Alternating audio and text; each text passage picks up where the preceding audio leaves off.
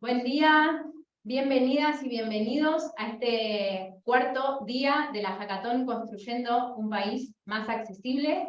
Hoy tenemos otro día lleno de nuevos conceptos y de consignas para acompañar a los equipos en el desarrollo de sus ideas y de esas soluciones que están empezando a pensar. Hoy tenemos otros y otras invitadas para sumarse a compartir esta metodología, esta parte de la ideación que es igual de importante que lo que vimos ayer, sobre la empatía y la validación de esas barreras que identificamos. Pero bueno, algo que quería traer importante es que esta etapa de ideación tiene un enfoque de accesibilidad y de diseño universal, para seguir en la línea de esta validación que es tan necesaria para poder desarrollar soluciones que realmente aporten a quienes las necesitan. Pasamos una más. Como les compartimos ayer, les vamos a pedir, dentro de las posibilidades de sus conexiones, que mantengan la cámara encendida. Esto nos acerca un poco en estas instancias virtuales. También les pedimos mantener los micrófonos cerrados mientras nos esté hablando. Esto nos ayuda a también tener un diálogo mucho más claro, que podamos intercambiar mejor. Si necesitan intervenir, sugerimos el uso del chat. En algunos momentos quizás abramos el espacio para hacer algún aporte desde el micrófono, pero en principio, como somos muchas personas, vamos a alentar el uso del chat para hacer intercambios o traer algún ejemplo de lo que viene trabajando cada equipo. Y bueno, en esa línea también les pedimos hacer un uso responsable del chat, usarlo para intercambios o para aportar a lo que se está compartiendo durante el taller, y de ese modo que todas las personas que estamos en la sala podamos disfrutar y llevarnos e irnos enriquecidas y enriquecidos de este espacio. Entonces, el día de ayer tuvimos taller de empatía e identificación de problemática, así que vamos a hacer un pequeño repasito. Bueno, esta es la agenda de la propuesta de esta semana. Estamos en el día 4, después de haber tenido la apertura del día lunes, tuvimos el panel de conversación el día martes, ese día que hablamos mucho sobre los prejuicios y sobre estas barreras que necesitamos encontrar soluciones para poder derribarlas o suprimirlas. Y el día de ayer empezamos a trabajar en la empatía, en identificar esas barreras, en identificar las comunidades afectadas por esas barreras, y entender que es necesario este proceso de validación para poder identificar esas problemáticas asociadas a esas barreras, y a partir de allí poder, hoy, con lo que nos va a proponer el equipo de Libertate, que ya lo voy a presentar, a partir del taller de hoy, y en función de todo ese análisis que se hizo, o que propusimos hacer el día de ayer, poder desarrollar soluciones o ideas que aporten a trabajar esas problemáticas y suprimir esas barreras. Entonces, creo que ya me adelanté un poco con el contenido del taller. Si podemos pasar, ahí está. Entonces, la propuesta de hoy es tener una metodología para desarrollar ideas y soluciones, siempre con la accesibilidad y el diseño universal como eje transversal a todas las consignas, para poder desarrollar soluciones a esa problemática identificada o a esa barrera. Vamos a aplicar conceptos de accesibilidad y de diseño universal. Esta propuesta, ¿se acuerdan que ayer tuvimos este primer paso de la empatía? Y les compartimos esta metodología que se llama de pensamiento y diseño, que tiene 5 etapas. El día de ayer nos ocupamos o estuvimos en las 2 primeras etapas, la de empatizar y la de definir esa barrera y esa problemática que queremos abordar. Y el día de hoy estamos en la etapa justo en el medio, en la de las ideas, y la idea es justamente que podamos trabajar y tener algunas herramientas para poder generar varias ideas y de esas ideas, en función del concepto de diseño universal y de accesibilidad, podamos elegir la más apropiada a esa barrera identificada. En esta oportunidad y para esta convocatoria no nos vamos a ocupar de las últimas 2 etapas, la de prototipado y testeo, porque sería ya muy desafiante, pero bueno, creemos que apostamos a la generación de ideas hasta esta etapa de la metodología, para poder, digamos, aportar soluciones que sean buenas y enriquecedoras. Entonces, ahora sí nada más. El día de ayer estuvimos trabajando un montón en comprender por qué es tan importante la empatía y de qué se trata ese proceso de empatía. Hablamos de las barreras, hablamos de las problemáticas asociadas a las barreras, y después de analizar esa problemática, analizamos causas, consecuencias, y, digamos, y buscamos la manera de identificar las comunidades afectadas por esa problemática o esa barrera. Les propusimos formular una pregunta poderosa como punto de partida. O sea, esa pregunta poderosa que formulamos el día de ayer nos va a servir hoy como punto de partida para la generación de ideas. Entonces, esta pregunta poderosa lo que hace es un poco guiarnos en el abordaje y para generar esas soluciones, porque nos hace traer la problemática a un punto bien específico, bien particular, digamos, nos lleva a tener un abordaje que no vaya a grandes, digamos, problemáticas que quizás no sean abordables desde nuestro rol o desde ese equipo de trabajo que tienen conformado, y también busca que, digamos, que esa particularidad esté bien apuntada a esa comunidad que digamos, que está siendo afectada por esa barrera. Entonces, tiene digamos, este poder de ayudarnos digamos, en bajar esa problemática a algo específico, y tiene, por supuesto, digamos, involucrado todo el proceso de observación, de investigación y de análisis del cual estuvimos ayer hablando bastante. Entonces, si se acuerdan, digamos, teníamos una propuesta de cómo construir esta pregunta poderosa. Tiene una parte que está relacionada con la acción, que es lo que estamos proponiendo hacer. Ahora vamos a repasarlo con un ejemplo. Esa pregunta poderosa tiene incluida también la comunidad afectada por ese problema o esa barrera.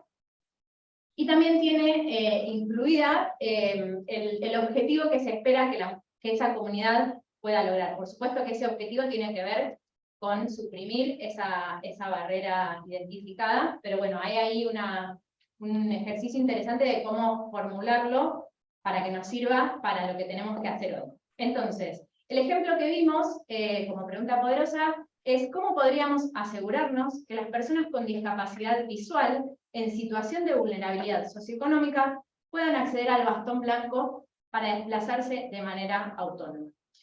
Entonces, en este ejemplo que vimos, la acción que tenemos que hacer es asegurarnos, en realidad está asociada con la comunidad, es asegurarnos que esa comunidad en situación de vulnerabilidad socioeconómica pueden acceder al bastón blanco para desplazarse de manera autónoma. Esto de desplazarse de manera autónoma es el objetivo que estamos buscando con esta pregunta, que logre la comunidad. Es lo que queremos que esa comunidad logre. Y obviamente esto tiene que ver con eliminar la barrera de la barrera física de que las personas con discapacidad visual tienen frente a esta necesidad de desplazarse de manera autónoma. Está identificada la comunidad, que es las personas con discapacidad visual. Entonces, a partir de esta pregunta, la propuesta es fíjense que esta pregunta tiene bien especificada la comunidad, bien especificado el objetivo que se quiere lograr. Y bueno, un poco acá el desafío de esta pregunta es la parte de cómo podríamos asegurarnos. Y a partir de esa partecita es donde vamos a empezar a pensar ideas y posibles soluciones para responder a esta pregunta. No me acuerdo si había... bueno, un detallecito de las barreras que estaban identificadas y que, digamos, que viene a responder esta pregunta poderosa. En este caso, las barreras que se habían identificado eran las barreras físicas, lo que comentaba recién respecto a la infraestructura. Y también aparece la barrera económica, porque estábamos hablando de personas con discapacidad visual en situación de vulnerabilidad socioeconómica. Entonces, digamos, a partir de estas dos barreras identificadas, como para seguir un poco un ejemplo de la propuesta de ayer, a partir de estas dos barreras identificadas, la propuesta es encontrar soluciones o ideas para asegurarnos que esta comunidad pueda saltar estas barreras, pueda suprimir estas barreras. Lo que, no sé, me gustaría, creo que sería interesante ver si hay equipos que han podido formular alguna pregunta, si tienen, aunque sea en versión borrador, quizás hay algún equipo que ya tenga lograda, formulada su pregunta, pero quizás hay, aunque sea en versión borrador, si tienen ganas de compartirnos por el chat, sería interesante, así me parece que va a estar bueno para empezar a ver desde dónde estamos partiendo para esta propuesta de generación de ideas. Entonces, creo que están ya en sala Gaby, Andy y Brenda, que nos van a estar acompañando hoy. Hola May, sí, acá estamos. Buenísimo, ahí están tanto Gabriela como Andrés y Brenda, son parte del equipo de Libertate, nos han acompañado muchísimo en toda la propuesta de contenidos para esta hackathon, y nos pareció súper acorde digamos, que estén participando de este taller. Y bueno, que guíen a los equipos en esta parte tan importante de generar ideas y de buscar soluciones para esas barreras identificadas el día de ayer. Así que Andy, Bren y Gaby, bienvenidas y bienvenido Andy. Gracias por sumarse. Gracias, bueno, May. Un placer, y solo recuperando la iniciativa que tiraste, May, de compartir en el chat.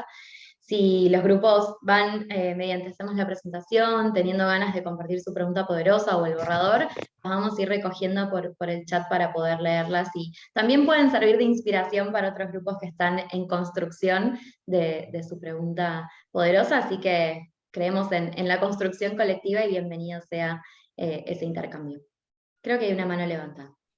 Sí, y Leo, recupero lo del chat. Leandro dice cómo promover la alfabetización digital de las personas con discapacidad intelectual. Es la pregunta que se propuso ese equipo. Y después Juliano se hace una pregunta, May, que dice: aprovecho la oportunidad de intercambio para mencionar que me parecería ideal que se realizara un encuentro exclusivo para responder las preguntas que no se pudieron contestar en las sesiones celebradas hasta el momento. No sé, May, si querés responder a eso.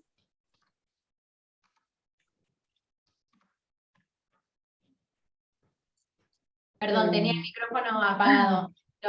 Lo tomamos, Juliano, y te propongo si tenés consultas particulares, que digo, no sé si son digamos, de contenido o de lo compartido ayer o de nivel organizativo, pero aprovecho para recordar que tenemos disponible el grupo de WhatsApp de facilitación, que es un espacio más para responder consultas de tipo organizativo, y si tienen alguna consulta más relacionada con las consignas de ayer o con los conceptos vistos ayer, la pueden dirigir al correo hola@tecuoya.com.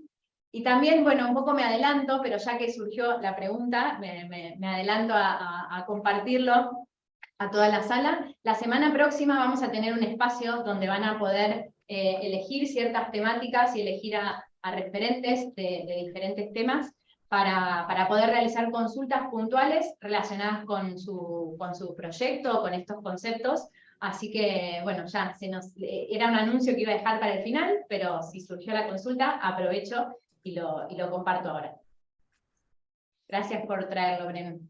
De nada. Y después, acá hay otra pregunta poderosa de María Cristina, del grupo 5, que se plantearon cómo podíamos asegurarnos que las personas con discapacidad auditiva puedan acceder sin interferencias auditivas a los espectáculos que se ofrecen en espacios culturales, públicos y o privados.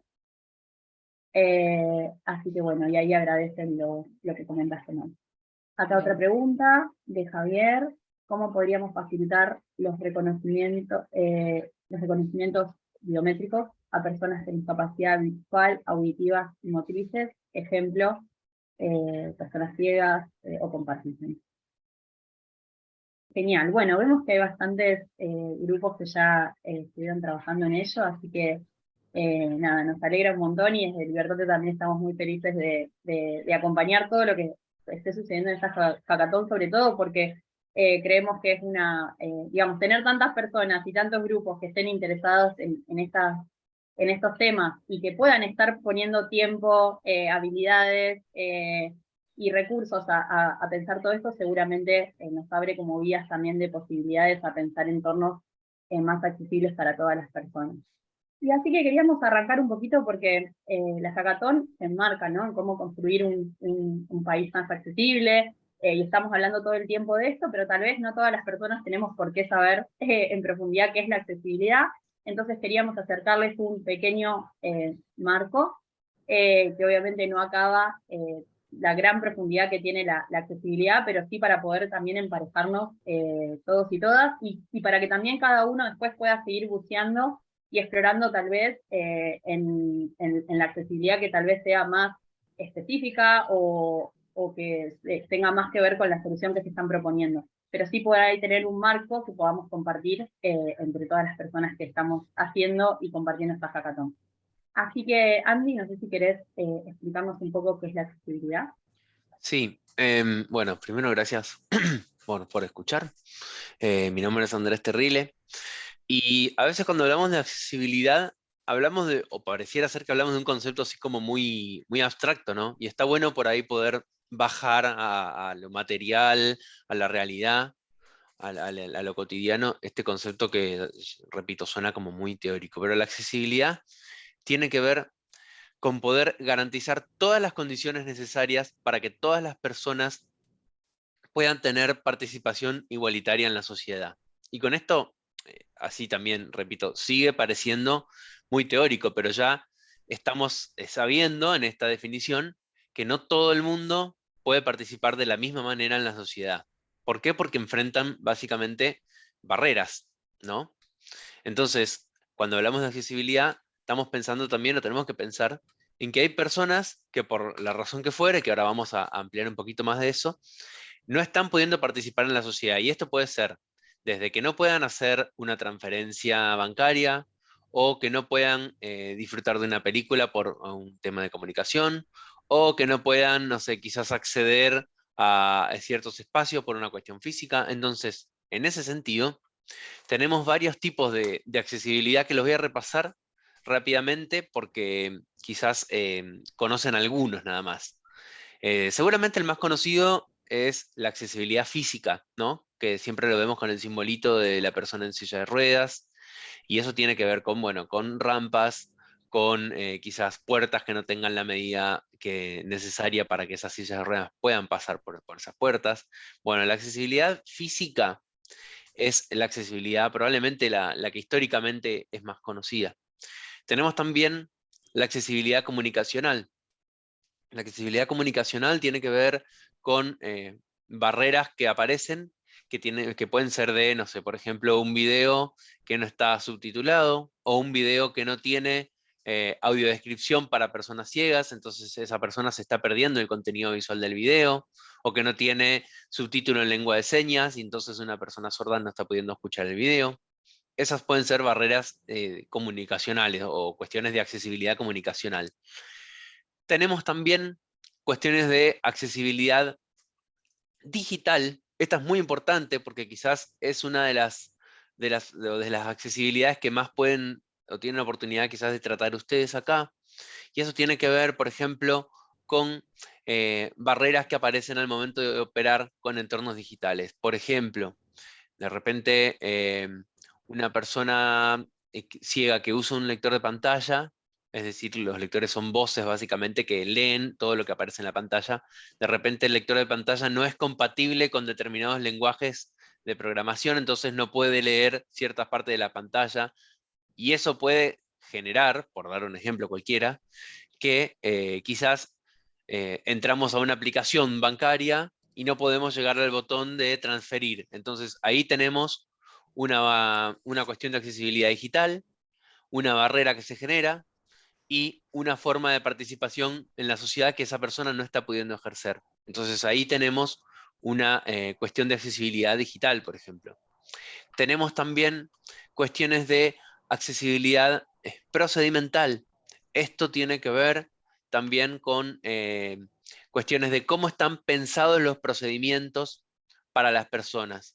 ¿Todos los procedimientos contemplan a las personas, a todas las personas? Por ejemplo, un ejemplo rápido es, en una escribanía una persona ciega tiene que firmar. A mí como persona ciega me ha pasado de ir a una escribanía y no poder completar un trámite porque no me permitían firmar, porque no me dejaban firmar. Entonces ahí tenemos una cuestión de accesibilidad procedimental, es que el procedimiento no contempla a determinados colectivos o sectores de la población. Así que esos Buenísimo, Andy. son algunos de los tipos de accesibilidad. No sé si querés acortar algo, Breno, si no, me parece que está bueno por ahí explicar a quiénes beneficia la accesibilidad, que es algo interesante, y relacionarlo un poco con diseño universal, que es un gran eje de este espacio.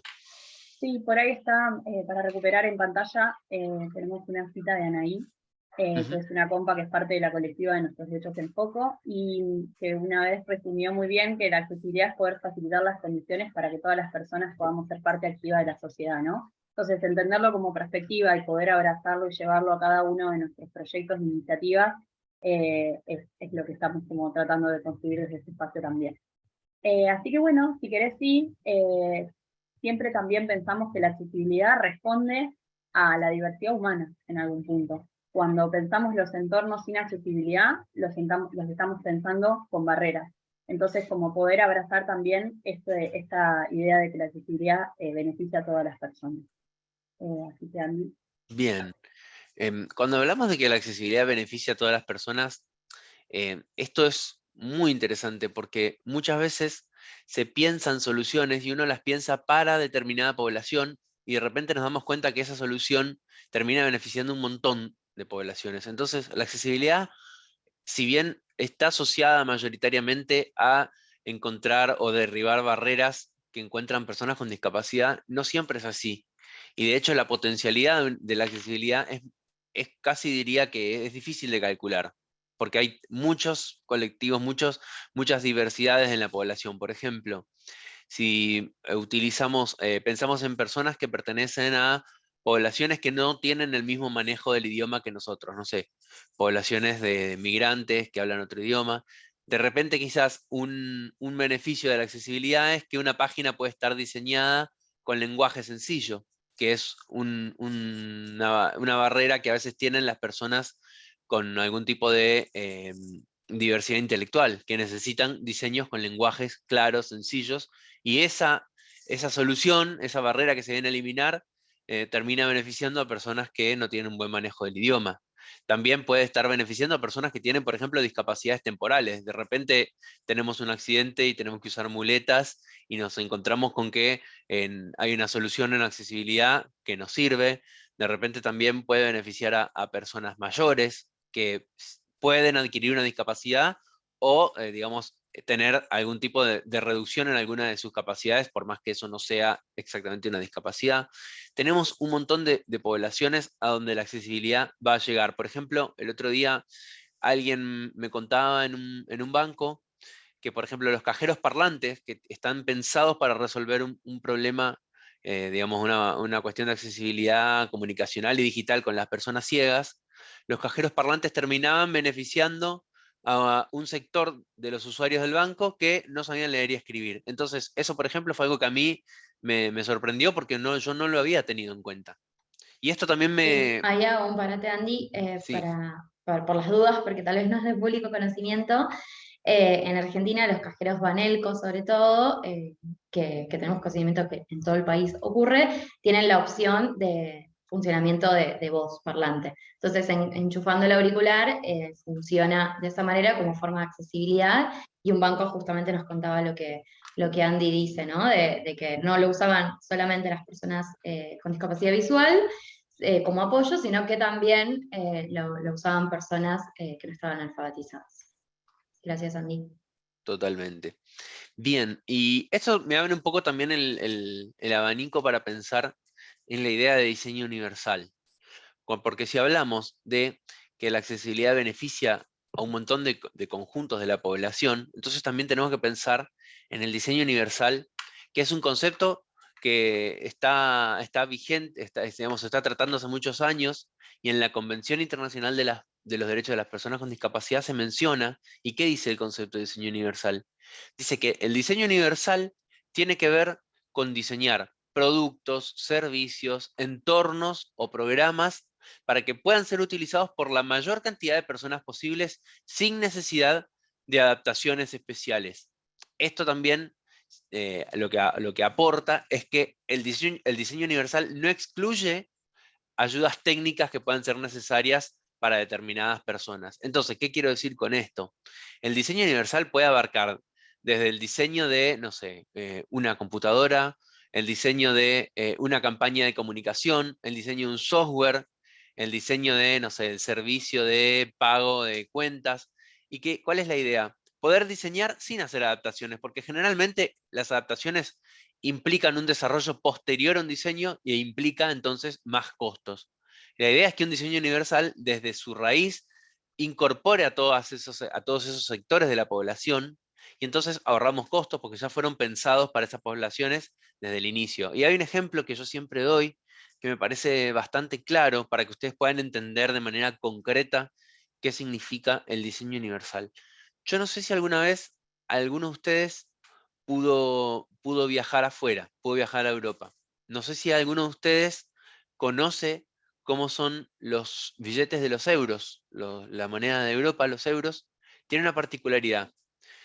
Quizás alguien de ustedes la conozca, pero mientras tanto se los voy a ir adelantando. Es que los billetes tienen un diseño donde la moneda está diferenciada por tamaños.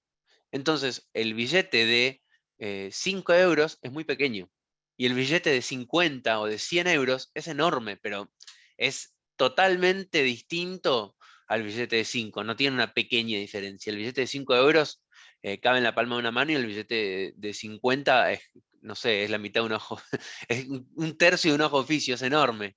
Es gigante el billete de 100 euros y el de 50. Además, en cualquier billetera de cualquier argentino así promedio no entra porque es un billete muy ancho.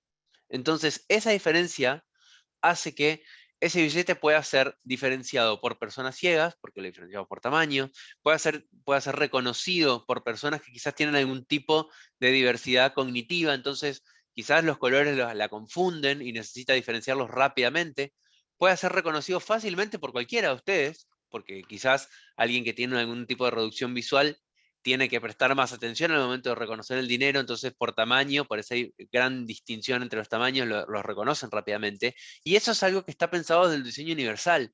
No tuvieron que hacer adaptaciones para que otras personas, otras poblaciones pudieran reconocer los billetes. Fue un diseño que desde su inicio contempló varios sectores de la población y dijeron, bueno, ¿qué solución se puede adoptar para que la mayor cantidad de personas posible reconozcan estos billetes? Bueno, darles un tamaño diferenciado a cada billete. Entonces, en ese sentido, es cuando yo hablo de diseño universal y la importancia que esta perspectiva tiene en el diseño de cualquier tipo de producto, servicio, programa o entorno. Buenísimo. Y acá también el diseño universal también es llamado diseño para todas las personas, justamente por esto, por la versatilidad que tiene para ser usado por la más amplia cantidad de personas, y no va a excluir, o sea, va a ser compatible. Puede ser que aunque hagamos un diseño pensado para todas las personas, que por ende tenga accesibilidad universal, haya también igualmente personas que sigan utilizando sus productos de apoyo, como por ejemplo su bastón o su lector de pantallas o cualquier producto de apoyo que alguna persona utilice. Pero obviamente que va a facilitar las condiciones para que todas las personas puedan acceder. Y un dato también a tener en cuenta, que es mucho más barato diseñar y eficiente, digamos, diseñar accesible que luego adaptar los entornos. Porque cuando nosotras generamos una solución que luego requiere adaptación, requiere un rediseño y requiere muchas veces romper y adaptar lo que ya habíamos hecho. Entonces, poder ya desde cero tratar de integrar esta perspectiva a la hora de pensar nuestros proyectos, también es un diferencial y un factor de innovación. Y pensando en accesibilidad universal y pensando en diversidad humana, tenemos otros tres pequeños ejemplos que pueden servir para pensar esto. de Sí. que si generamos, digamos, con diseño universal y con accesibilidad universal, se van a beneficiar todas las personas porque va a haber más, nuestra solución va a tener más funcionalidades de uso. Y por ejemplo, Silvia es una persona con discapacidad auditiva que activa los subtítulos de los videos. Y también, por ejemplo, Maxi activa los subtítulos de los videos de sus clases online porque comparte la casa con su hermana que está estudiando, entonces para no molestarla también utiliza esa funcionalidad. Entonces, siempre como ir pensando en que esto nos da más posibilidad de uso a cualquier persona, ¿no? Más allá de que la accesibilidad es un derecho para quienes justamente requieren de accesibilidad para acceder, también nos permite este beneficio para todas las personas usuarias de una tecnología, de un servicio, de un producto, de cualquier entorno que diseñemos. El otro ejemplo, Gaby, Mariela navega desde un teléfono antiguo y vive en una zona con poca señal de internet.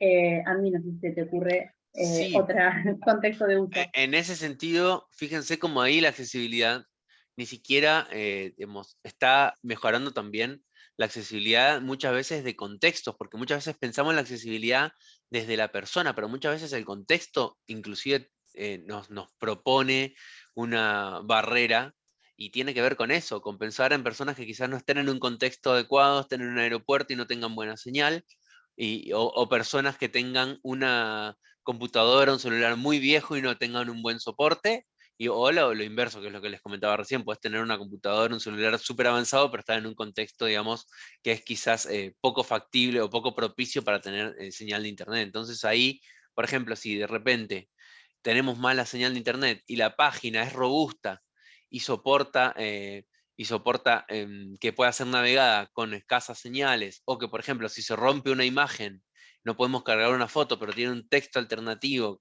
donde explica qué hay en la foto, también tenemos una solución a una barrera que se presentaba. No Buenísimo, sé Andy. Y acá Nair en el chat suma, por ejemplo, los colegios que están en el campo, tal cual, pueden ser exactamente. otros beneficiarios de la accesibilidad digital en este caso. Y Emilia es una persona con baja visión que utiliza un magnificador de pantalla para acceder a la web.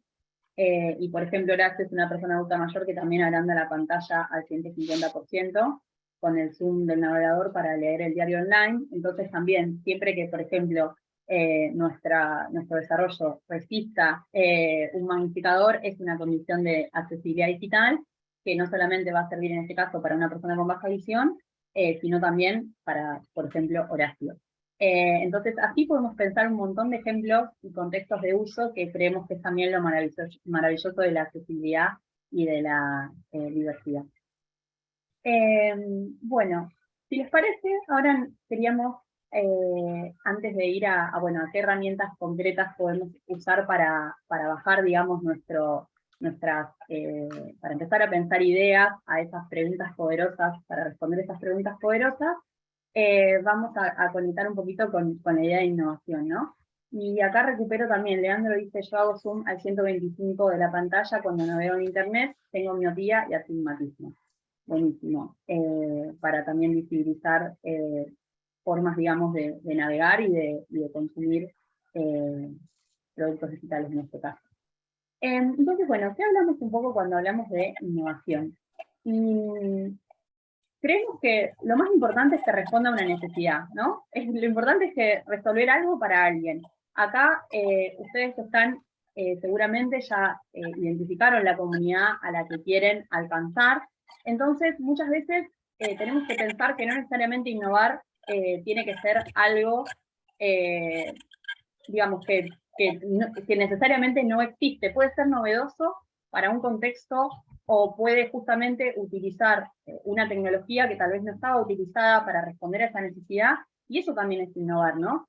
Y muchas veces la innovación deviene de poder por ahí reunir elementos que a veces no estaban conectados, y que por empezar a conectarlos y justamente responder a unas necesidades actuales y relevantes para una población, desde ahí se genera, digamos, la innovación. Sí, Entonces, perdón. sí, Andy. No, iba a hacer un comentario ahí que vos dijiste, es resolver una necesidad. Y hay un par de cuestiones que a mí me parece como importante marcar. Por ejemplo, que ustedes lo habrán visto ayer en el caso de la empatía y seguramente, de cuando pensamos ideas que quizás a veces creemos que resuelven una necesidad y no lo validamos, no lo corroboramos con personas con discapacidad. Y ha pasado muchas veces, por ejemplo, a mí me ha pasado de tener que dar una opinión sobre determinadas soluciones que se habían pensado. Por ejemplo, me ha pasado de recibir una propuesta muy avanzada sobre una solución para que las personas ciegas pudiéramos saber cómo son los colores. Por ejemplo, me decían, bueno, entonces vamos a hacer una aplicación que cada sonido va a equivaler a un color. Entonces, no sé, un sonido metalizado, así era el verde. Bueno, había como todo un estudio de qué sonido representaba cuál color. Y en un momento yo les digo, pero ustedes preguntaron a las personas ciegas si quieren saber cómo son los colores, si les interesa saber a qué sonido representa, no sé, el rojo. Y ahí había un problema, que no, ellos pensaban que eso resolvía una necesidad. Y hay que ver si es una necesidad de toda la población de personas ciegas, de algunas, de ninguna, no lo sé, digo. Y en ese sentido, por ejemplo, una innovación que yo siempre destaco es un ejemplo, pero por darlo, digo, hay un programa de navegación, de mapeo, que es el Lazarillo, que es un complemento que utiliza la base del Google Maps. Entonces, la tecnología es conocida, es Google Maps, pero este es un programa que hace como una especie de navegación de GPS desde la perspectiva de la persona ciega. Entonces, cuando vos lo abrís, lo primero que te dice es dónde estás y te empieza a comentar qué lugares hay y a cuántos metros de distancia de donde vos estás. Porque muchas veces una persona ciega está parada en una vereda, está buscando un bar que quizás lo tiene a 2 metros y no se dio cuenta. Entonces, la perspectiva que adopta de navegar el GPS es distinta, pero la base es conocida, es Google Maps. Buenísimo, buenísimo. Y no sé acá, May, si querés recuperar alguna otra cosita que te parece importante sumar, así antes de pasar a las herramientas que venimos a proponer. Perdón ahí, Bren, y al equipo que estábamos resolviendo acá un temita técnico, o sea, estaba mirando el chat, pero los últimos minutitos no, así que perdón que no puedo ahí hacer el aporte, no estaba... Tranqui, buenísimo. Bueno, entonces antes de pasar a esto, quería volver a recuperar algunas preguntas poderosas que quedaron acá perdidas en el chat. Luis nos propuso cómo mejorar la relación de todas las personas con discapacidad con el Estado, los médicos, las instituciones educativas. Agustina comentó dentro de las barreras comunicacionales cómo poder desarrollar una estrategia para las personas sordas en cultura, la compra de entrada, el espacio dentro de la sala, la obra en sí, de teatro. Anair compartió que tenían varios temas y que están pensando con cuál siguen, pero es cómo podemos hacer para monitorear el ingreso y permanencia y abandono de los estudiantes en los distintos niveles para poder determinar qué barreras son las que causan dicha situación. Rita, ¿cómo podríamos asegurarnos que las personas con movilidad reducida puedan jugar videojuegos con controles adaptados? Lucía, producción de material académico accesible para personas con discapacidad visual, tanto texto escrito como conjunto de iconos y símbolos de matemática, programación, etc. Y esas son todas las hermosas preguntas poderosas que fueron compartiendo en el chat. Entonces, luego de pensar, bueno, tenemos estos disparadores que creo que están súper interesantes, que todos los equipos ya van como perfilados a responder, digamos, necesidades que ya identificaron. Luego de pensar, bueno, ¿qué es la accesibilidad? ¿Qué es el diseño universal y desde dónde estaría bueno que creemos? Ahora la idea es como poder pasar a, bueno, a qué podemos hacer dentro de los equipos para, ya sea mejorar algunas soluciones que tal vez ya tengan, o generar soluciones para los equipos que tal vez todavía no hayan tenido un proyecto, porque justamente esa era la idea, poder crear soluciones en el marco de la participación en las hackathons. Así que, Gaby. Buenísimo. Bueno, gracias, Bren, yo soy Gaby. Gracias a todas las personas que van comentando en el chat y haciendo mucho más rico este encuentro.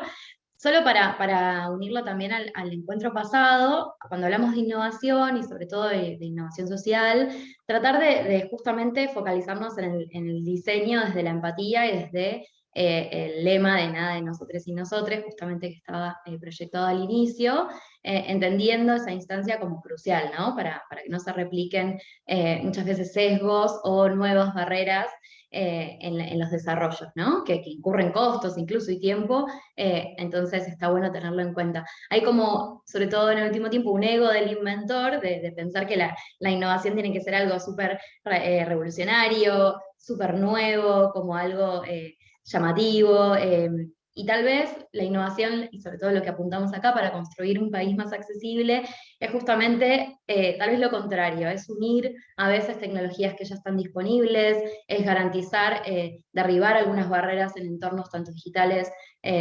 presenciales, físicos, etcétera, que se sigan perpetuando.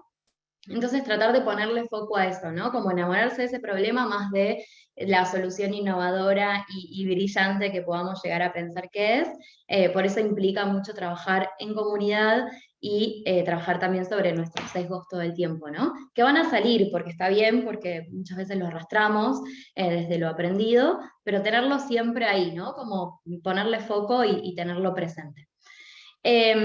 Así que bueno, estas van a ser 3 propuestas de actividades que les traemos con Andy y con Bren, para que podamos, desde esta pregunta poderosa, ir a ver, bueno, cómo podemos responder esa pregunta poderosa y por ende llegar a tener ideas de soluciones, ¿no? A esa acción y a ese objetivo que planteamos en la pregunta poderosa. La primera consigna y actividad que les recomendamos es la lluvia de ideas. Es una actividad bastante conocida, tal vez ya la han usado, seguramente si vienen equipos conformados ya la tengan ahí como estrategia siempre de apertura a la creatividad. Y esta lluvia de ideas lo que implica es un ejercicio que tiene como objetivo generar la mayor cantidad de ideas posibles, que las ideas van a ser responder a esa pregunta, ¿no? La mayor cantidad de respuestas a esa pregunta poderosa posible, que van a ser justamente ideas de respuesta, que respondan a esa problemática elegida. Y lo que se necesita para esta actividad, que es a veces lo más complejo, es despojarnos del pensamiento posterior a que decimos esa idea solución, ¿no? Como toda idea que salga en el momento, incluso sin pensarla mucho, es correcta para esta actividad, correcta de volcarla, de compartirla. No hay que limitarnos en decir, no, wow, esto es absurdo, esto no sirve, o esto no va a poder fluir, sino que es poner todo lo que la creatividad y nuestra idea primaria nos traiga para responder a esta pregunta. Así que tratamos de abrazar a esa creatividad y la imaginación sin ponerles, en principio en esta actividad, un límite concreto. Por eso no importa si parecen inadecuadas o imposibles de realizar o muy grandes, sino que vamos a tomar todas las ideas que el grupo empiece a pensar y a volcar. Por eso les proponemos algunos pasos para realizar esta lluvia de ideas, sobre todo si están de manera presencial, buenísimo, lo pueden hacer en papelitos, lo pueden hacer con herramientas que puedan tener de forma presencial, pero de forma virtual les vamos a dejar también disponible algunas plataformas que puedan usar, que son plataformas colaborativas para hacer este brainstorming o lluvia de ideas, que siempre tiene que tener como paso principal es la pregunta poderosa, ¿no? La tenemos que tener ahí súper en la mesa, porque las ideas van a ser en respuesta a esa pregunta poderosa. Luego tienen las plataformas que pueden ser Miro, Mural, se dice Mural, Jamboard o incluso Google Drive para generar instancias de encuentro colaborativo. Les vamos a dejar después los links de estas plataformas. Seguramente alguno o alguna ya la usó, pero muchas veces tienen post-it o papelitos donde cada uno, incluso hasta de forma anónima, puede ir volcando todas las ideas. Entonces, de manera individual, como tarea después individual, tratar de cada integrante del grupo volcar toda la mayor cantidad de ideas y tomarse el tiempo para eso. Y después vamos a ir siguiendo en qué hacer luego con estas ideas y esta gran lluvia de papelitos, en equipo, reunirse idealmente y leer en conjunto todas las ideas, porque puede pasar que alguna idea la pongo en mi forma de comunicar o en mi lenguaje y haya otras personas que no lleguen a entender cuál era mi idea. Entonces, es una instancia muy buena como para que el grupo pueda clarificar qué quería decir su idea, que la pueda profundizar, medio como venderla al resto también. Y esa instancia es súper buena porque seguramente va a suceder de que haberlo hecho de forma individual en el equipo, vean que algunas ideas son similares, ¿no? O apuntan a lo mismo, porque muchas veces tenemos los mismos recursos incluso para pensar creativamente, entonces algunas ideas, soluciones pueden llegar a ser similares. Así que agruparlas va a ser algo que vamos a necesitar hacer antes de pasar a la siguiente etapa, ¿sí?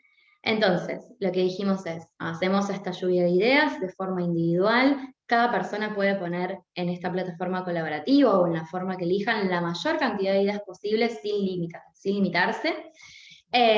Y luego, en una reunión de equipo, las leen conjuntamente, las clarifican y las agrupan en función a la similitud que tengan las ideas que van leyendo.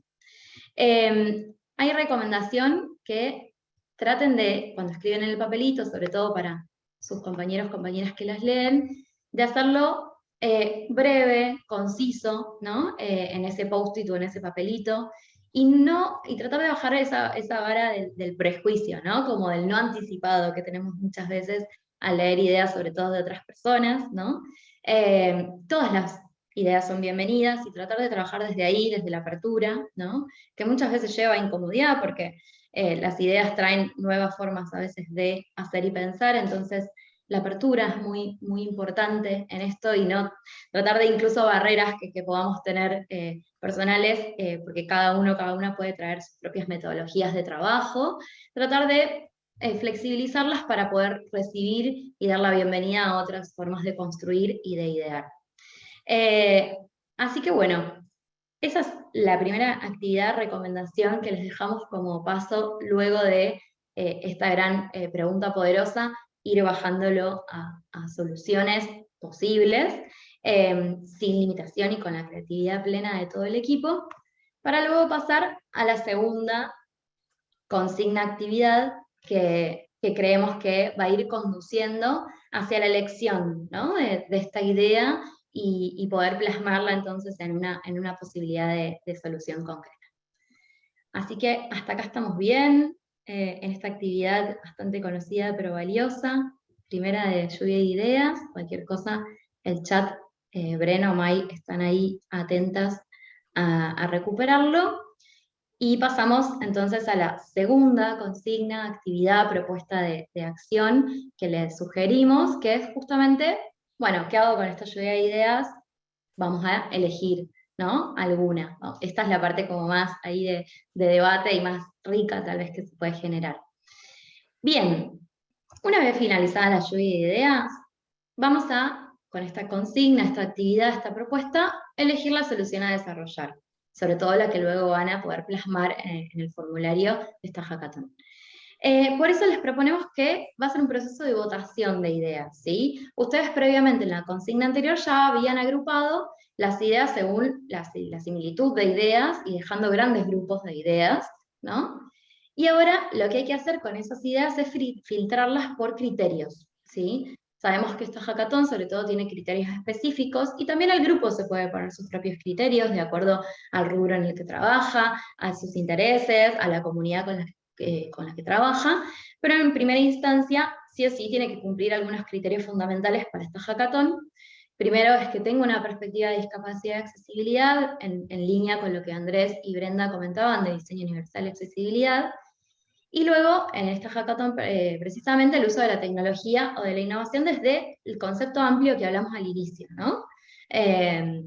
Y luego que la idea sea realmente necesaria para la comunidad de personas con discapacidad para no caer justamente en el ejemplo que contaba Andrés de la aplicación de colores para personas ciegas, no caer en esos lugares, justamente que chequear que esa idea sea necesaria y ahora vamos a ver cómo. Pueden elegir y sumar cualquier criterio que el grupo considera pertinente, y eso lo van a poner a aclarar, así que está buenísimo, sobre todo por esto, para respetar también la búsqueda del grupo, el trabajo previo, el recorrido que ya tenga el grupo. Tal vez es un grupo que ya viene resolviendo iniciativas o desarrollando iniciativas, y esta posibilidad de nueva ideación sea para una mejora tal vez de algún servicio o de algún producto o de alguna iniciativa que ya tenga el grupo armado, así que pueden considerar criterios que también ya tengan institucionalizados o llevados a la práctica. Y el paso 2 de esta gran actividad de seleccionar la idea es votar. Ya tenemos, primero en la lluvia de ideas, las ideas agrupadas. Las pasamos por este filtro de criterios, que es súper necesario para descartar aquellas que no van a cumplir el criterio, que sobre todo es afina a la perspectiva de accesibilidad y discapacidad. Y ahora sí, como propuesta de votación, como propuesta de iniciativa o de acción, se puede proponer que cada persona del grupo tenga 4 puntos, ¿sí? Y de las ideas que ya pasaron esos filtros, esos 4 puntos la persona la puede asignar como quiera, básicamente, ¿no? Puedo asignar 4 puntos enteros a una idea o la puedo distribuir entre las ideas que pasaron en los filtros. Y luego de este proceso de votación, vamos a felicitarnos a nivel grupal porque vamos a llegar a haber elegido la idea con mayor puntaje.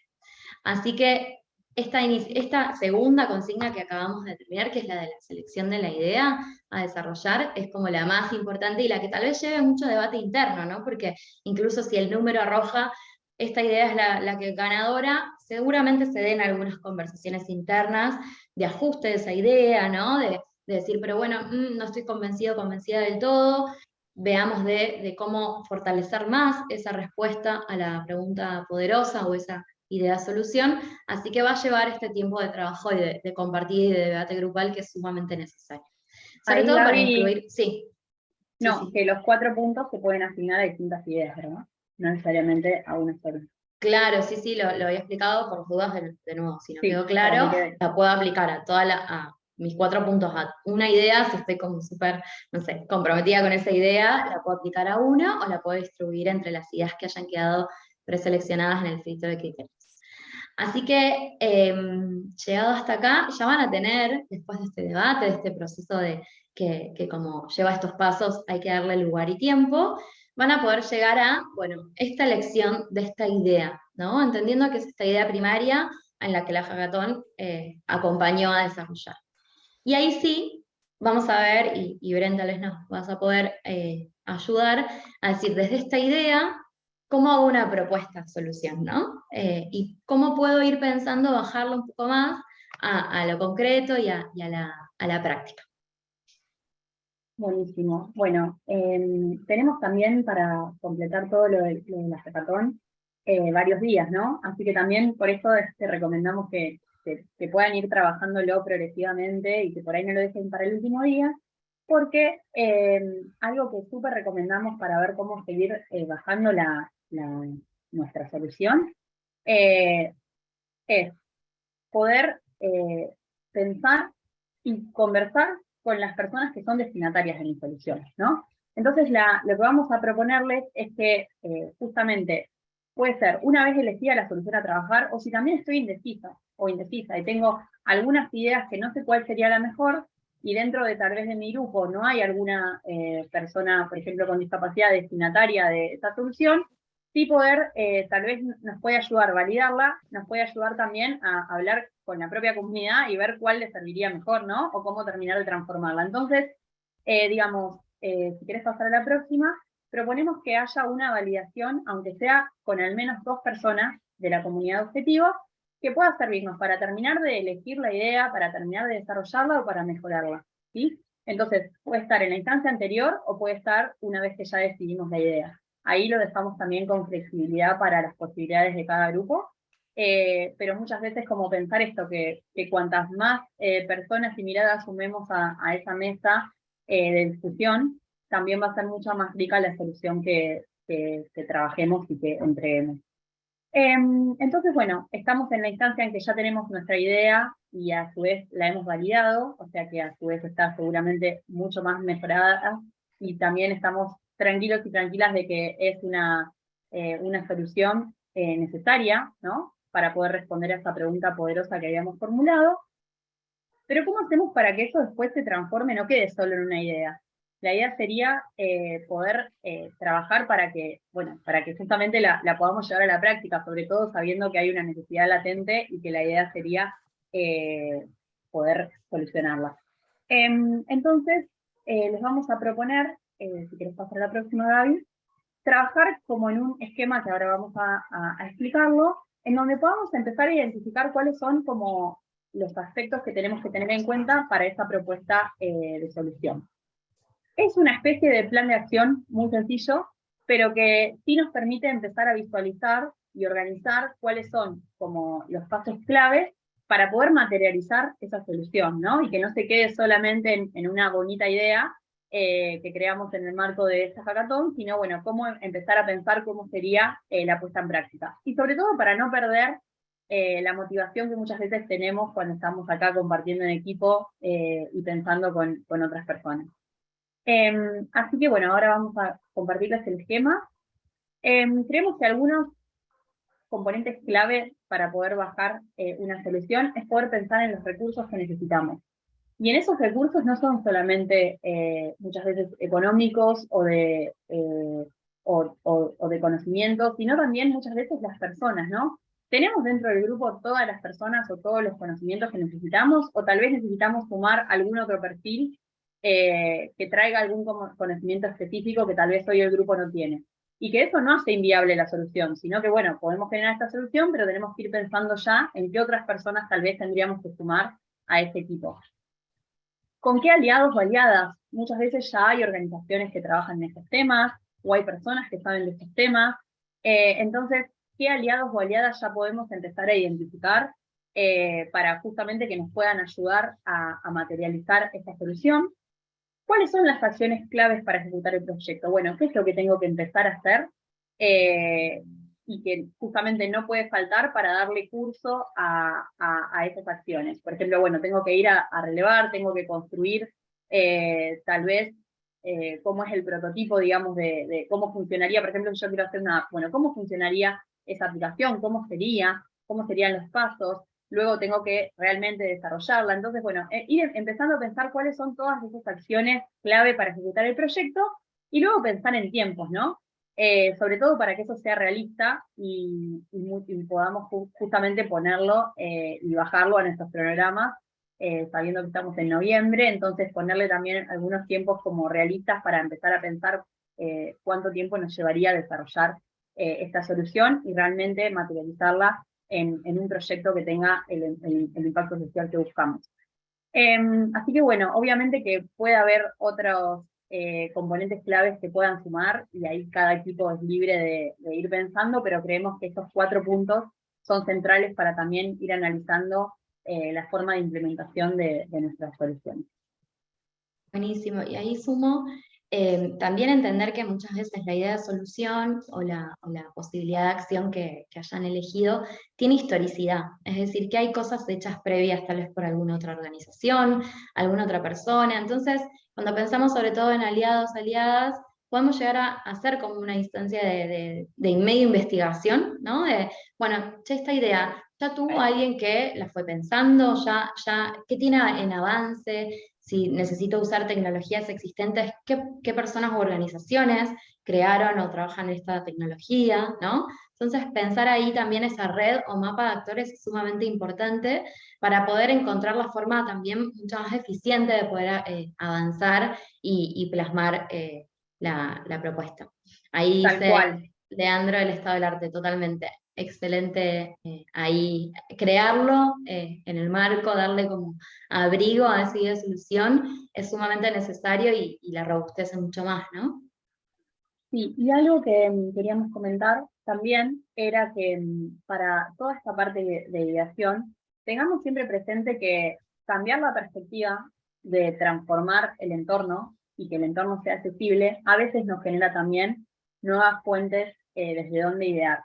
Porque muchas veces hay ideas que están centradas en qué se puede poner o qué puede hacer la persona con discapacidad, por ejemplo, para acceder a realizar determinada actividad. Y tal vez la propuesta de solución pueda devenir al revés, y debiera devenir al revés muchas veces. ¿Qué tiene que suceder en ese entorno para que una persona pueda acceder sin barreras. Entonces, como también muchas veces cambiar esa perspectiva es algo que nos puede servir para justamente generar nuevas perspectivas de solución, porque si solo estoy pensando en la persona y no estoy pensando en el entorno, a veces también se generan como ideas sesgadas. Así que también se los Perdón, dejamos Belén, como disparador. Sí, Andy. interrumpo un ratito, digo por ahí, yo me acuerdo hace muchos años, las soluciones que surgían para personas con discapacidad nacían desde la persona con discapacidad, o sea, se creaba una máquina de escribir braille para, digamos, que las personas ciegas la utilicen, o se creaba un dispositivo que cumplía tal o cual función para que una persona sorda pudiera, no sé, suplir algo que no podía escuchar. Pero hoy día, por ejemplo, hay muchas soluciones que surgen desde el entorno digital, o sea, desde la posibilidad de desarrollar plataformas o aplicaciones, hay una flexibilización del entorno que permite eso. O sea, anteriormente era un producto diseñado para, no sé, escribir en braille. Hoy día el entorno se flexibilizó y en ese sentido, más allá de que, por supuesto, por algo estamos acá, digo, hay demandas de las personas que no han sido todavía cumplidas, pero el entorno es más flexible, al menos hablando desde lo digital. Digo, por ahí tenerlo en cuenta desde ahí, que pueden hacer desde una facilidad del entorno inclusive. Buenísimo. Creo que hay un montón de puntas para pensar. Así que me parece que, nada, que confiamos en la creatividad de todos estos equipos que están acá. No sé si hay alguna otra pregunta o algún comentario que alguien quiera hacer por el chat. Y si no, May nos va a comentar los próximos pasos. Sí, ahí, no para cerrar el espacio de preguntas o comentarios, pero algo que me interesaría o me gustaría como destacar y resaltar, que un poco también lo aclaré ayer, que a veces somos un poco repetitivos en algunos conceptos, pero creo que está bueno reforzar esto de la ideación, digamos, como en el entorno como objetivo, ¿no? Entonces, que esas soluciones apunten al entorno, que es donde estuvimos viendo ayer, es ahí donde se generan las barreras, entonces las soluciones idealmente tienen que apuntar ahí al entorno y no esto como traía Brende, que las soluciones, bueno, también lo decía Andy recién, esto de que la solución es algo que usa la persona o que la persona tiene que verse como intervenida de alguna manera por esta solución. Entonces la propuesta es, y ya sé que lo dijeron, pero creo que es clave para esta etapa de ideación, reforzar esta idea, que la propuesta, la solución, todas esas posibilidades que pueden llegar a aparecer en esta lluvia de ideas que nos están proponiendo, lo ideal es que apunten a eso, al entorno, que es donde sabemos que están las barreras. Así que eso quería reforzar. Creo que no hay preguntas en el chat, hay algunos comentarios, pero ahí Alejo nos está hablando del deep learning, que creo que tiene que ver digamos, con esta metodología o esta nueva forma de idear y que creemos que es la más adecuada. Pero bueno, viendo que no hay preguntas, de todas maneras igual nos queda un ratito, así que si alguien tiene alguna pregunta que todavía no volcó en el chat, es el momento. Quería tomarme ahí un ratito para volver a este tema de más organizativo, de procesos, de bueno, cómo los equipos van volcando estos avances que van teniendo en función a las consignas de ayer y a las consignas que hoy nos están proponiendo desde Libertate con este taller. Primero, antes de ir a este paso a paso, quiero incentivar a los equipos a que trabajen con estas consignas, a que a que descarguen estas guías de trabajo y vayan resolviendo estas consignas en equipo. Quizás tengan la posibilidad de hacer algún encuentro virtual para estos debates, pero si no, hoy nos trajeron algunas herramientas como posibles para que no necesariamente tiene que ser en una reunión de Meet o de Zoom, digamos, hay un montón de herramientas que pueden permitir esos debates, así que mi intención es alentar a los equipos a que se pongan con estas consignas. Si todavía no pudieron resolver las consignas de ayer, sepan que eso no es un problema, si bien tenemos que cumplir con el cronograma de los encuentros para esta semana, pero les recuerdo que tienen tiempo los equipos hasta el domingo 27 de noviembre, o sea, tienen toda la semana próxima la van a tener disponible para trabajar. Entonces sepan que no haber todavía resuelto o haberse podido asentar a debatir todo lo que las consignas de ayer no es impedimento para participar, así que darles la tranquilidad de que están a tiempo, de que pueden, digamos, de que pueden todavía ponerse a trabajar para desarrollar esa idea o ese proyecto y poder postular.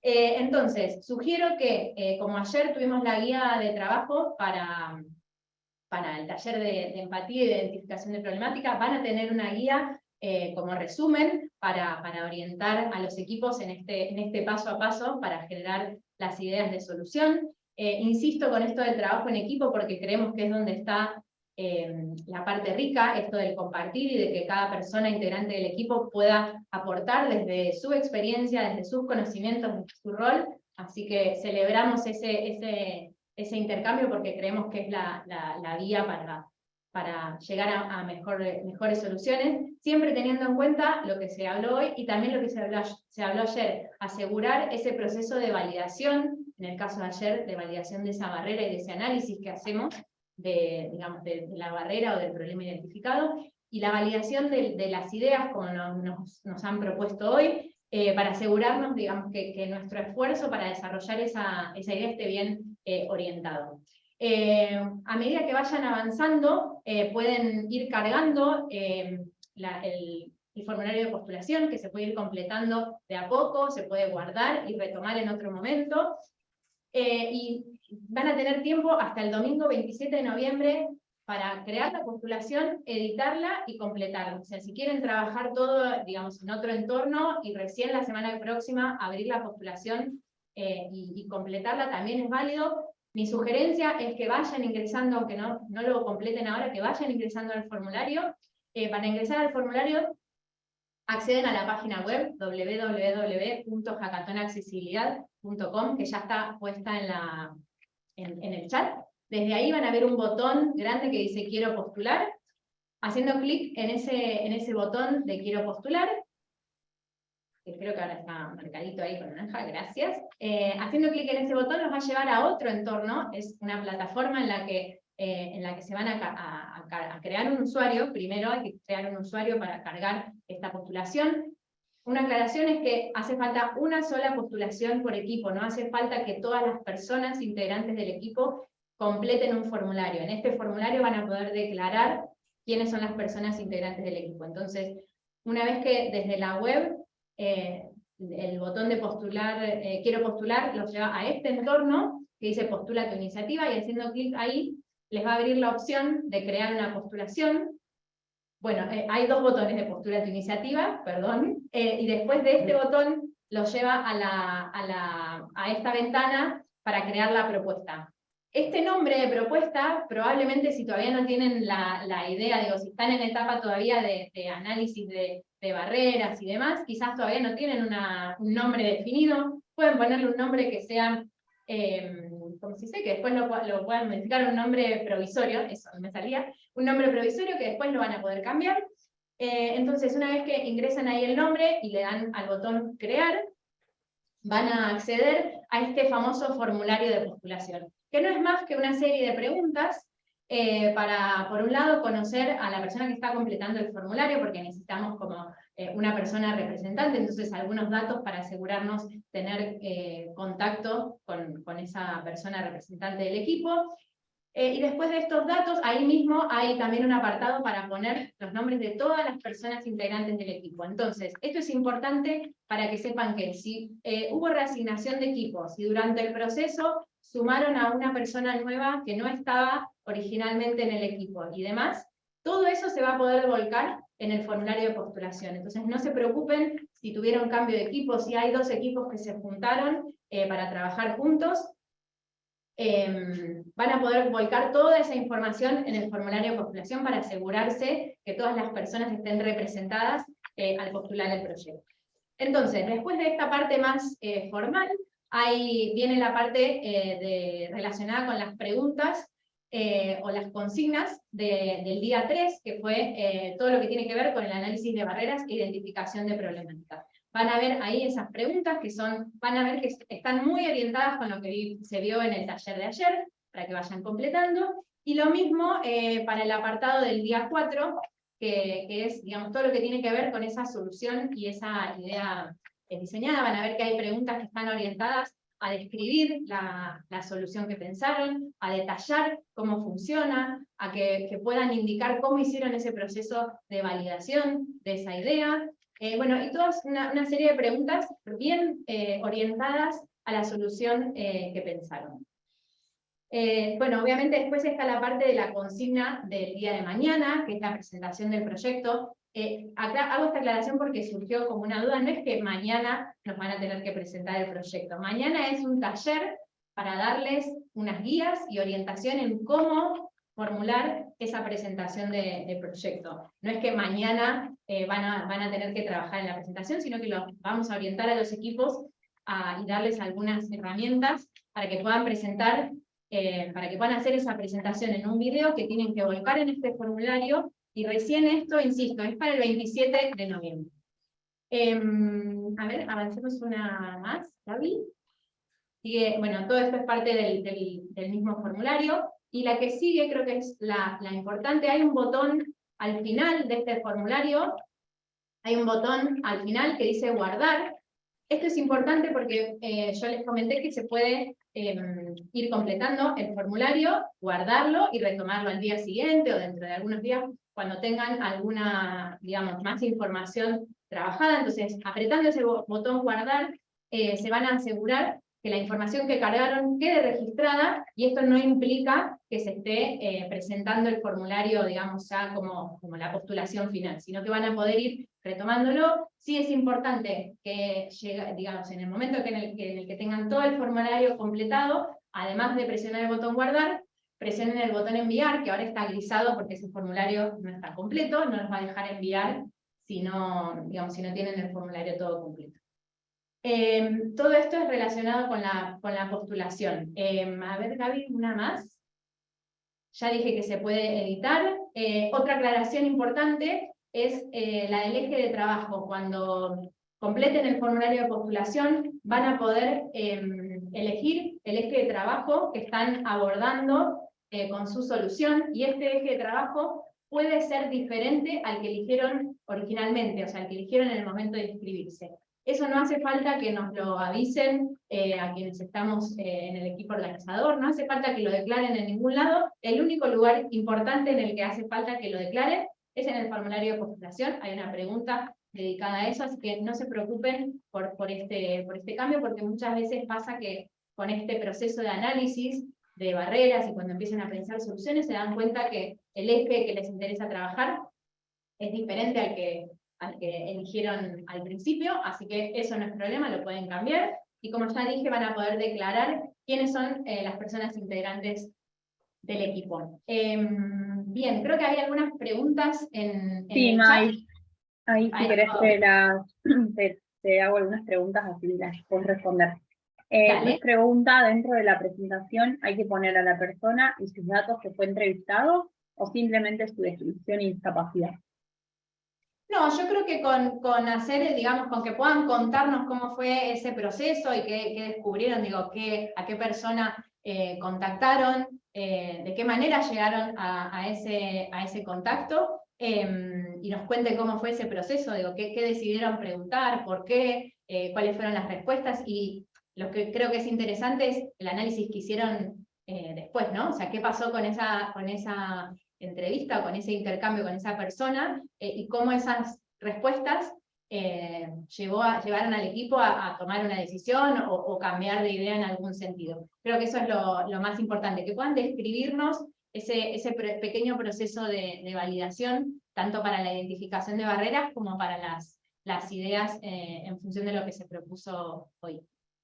Genial. Leo otras preguntas que son generales y que creo que pueden ayudar a varios equipos. Nahuel pregunta dónde se descargan las consignas. Las consignas se pueden descargar de varios lugares. En la misma página web que vimos hace un ratito, donde está el botón quiero postular, hay otro botón que dice descargar guías, o creo que dice descargar guías, ahora entré en la duda, pero estoy casi segura que el botón dice descargar guías. Ahí van a tener la guía de participación, que es como una guía general sobre la dinámica, las formas de comunicarnos que tenemos, este proceso de postulación, entonces una guía general. Está la guía del taller de ayer, que es la guía para poder hacer la identificación de barreras y el análisis de las problemáticas. Y en un ratito vamos a subir también en ese mismo espacio, en esa misma carpeta, la guía correspondiente al taller de hoy, y mañana va a aparecer la guía correspondiente a la parte de presentación de proyectos. Y ahí estoy viendo la otra pregunta de María Alicia, que pregunta si las guías hay que completarlas todas sí o sí. Sí y no. A ver, la guía es una ayuda que le damos a los equipos, que es como una especie de resumen de lo que se charla y de lo que les proponemos a los equipos para trabajar en función de cada tema. Van a ver después que cuando vean el formulario de postulación, las preguntas que tiene el formulario están muy relacionadas con las propuestas de las consignas. Entonces no es que nos tienen que devolver la guía de trabajo con las respuestas de la guía en un documento, sino que se van a dar cuenta que las propuestas que hay en la guía de trabajo de alguna manera va a llevar a los equipos a poder completar el formulario de postulación. Entonces, la respuesta es que sí, tienen que completar las guías, no porque tienen que completar el documento de la guía de trabajo, sino porque eso es lo que van a tener que completar en el formulario de postulación. Espero, Alicia, haber respondido tu pregunta. Y ahí hay alguien que pregunta si podríamos compartir la actividad de ayer. No sé bien a qué se refiere con compartir la actividad de ayer, pero todas las grabaciones de todos los encuentros están disponibles en la página web hackatonaccesibilidad.com, perdón. Y tenemos las guías, como dije hace un ratito, están compartidas las guías de trabajo, así que todo lo que tiene que ver con estos encuentros y estos talleres está resumido, no, está grabado, está disponible en la página web. Esas grabaciones van a quedar disponibles toda esta semana y toda la semana próxima. Entonces, si en algún momento que se ponen a trabajar con la guía de trabajo, se dan cuenta que hay una parte de algún taller que quieren repasar, van a tener la grabación disponible hasta que termine esta etapa de postulación, así que también que les doy la tranquilidad en ese sentido. Bueno, estoy leyendo la pregunta de Romina que dice sobre la herramienta. Sí, Romina está preguntando si la herramienta tecnológica, a ver, un momentito que se me deslizó el chat. La herramienta tecnológica que utilicemos para plasmar el proyecto, ¿debe ser creada por nosotros o se puede elegir alguna conocida? No sé si te referís a la postulación o al desarrollo del proyecto. La postulación es vía obligada a hacerla por la plataforma que mostramos recién, es la vía formal para postular al proyecto. Hay una opción de postulación offline a través de un formulario, si hay alguien que lo requiera, está disponible también en la misma página, y si no, nos pueden solicitar a través del correo hola@tecuaya.com, que lo están viendo en pantalla, nos pueden solicitar por ese medio si necesitan esa vía de postulación. Ahora, para el momento de desarrollar la solución, no hay consigna. No, es una hackathon abierta en el sentido de que no vamos a condicionar ni plataformas ni por qué herramienta tecnológica hacer esos desarrollos. Así que lo único mandatorio es hacer la postulación por la plataforma que mostramos recién, o si hay algún equipo que lo necesita, solicitar la vía de postulación offline. Después el desarrollo en sí de la solución es completamente libre. Y una aclaración también, no hace falta que hagan ese desarrollo. Lo que estamos buscando con esta convocatoria es que nos cuenten cómo es esa solución que pensaron, cómo la desarrollarían, qué características debería tener para poder aportar una solución a esa barrera identificada, pero no hace falta que tengan el desarrollo. Esto es importante porque estuvimos viendo que había equipos un poco preocupados por esto de me falta un programador, necesito a alguien que sepa de diseño web. Digo, lo más importante es que tengan identificada adentro del equipo la necesidad de ese perfil, o la necesidad de ese conocimiento en función de lo que están queriendo lograr. Pero no hace falta que en esta instancia tengan ese desarrollo realizado para poder hacer la postulación de ayer. Espero que haya quedado claro. A ver, estoy buscando alguna otra pregunta. hay una pregunta de un grupo que dice que realizó el proyecto, pensamos que se desarrollaba así. Por lo que veo debemos plasmar nuestro proyecto en el formato que nos piden. Exactamente, ni siquiera es el formato, es a través de esa vía, es la postulación, sí o sí tiene que hacerse a través de la plataforma que vimos recién, a la cual se llega desde la web con el botón quiero postular.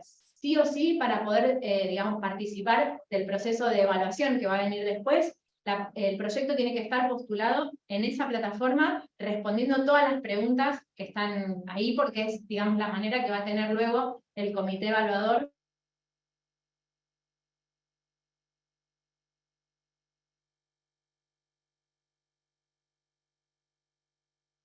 Creo que Amay se quedó congelada.